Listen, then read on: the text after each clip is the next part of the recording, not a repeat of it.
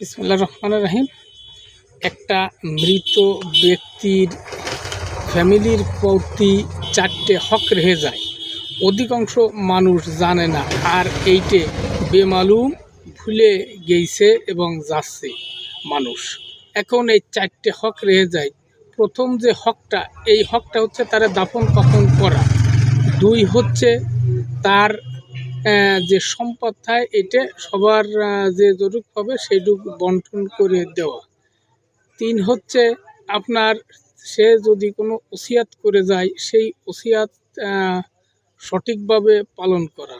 4 হচ্ছে আপনার তার যদি কোনো দিনা দায়িত্ব থাকে এইটা ফ্যামিলিরা বন্টন করে এবং দিনা ক্লিয়ার করে দেবে। এই 4টে হক মানুষ বেমালুম ভুলে গেছে। এগুলো ভুলে যাওয়ার কোনো কাজ না, ভোলা যাবে না, কারণ এগুলো অধিকাংশ মানুষ জানে না। এগুলো ব্যাখ্যা জানার অপশন আছে, জানে যে বেলে যা করা যায় এইটা প্রত্যেকটা মানুষের উচিত ঠিক এই কাজটা করা।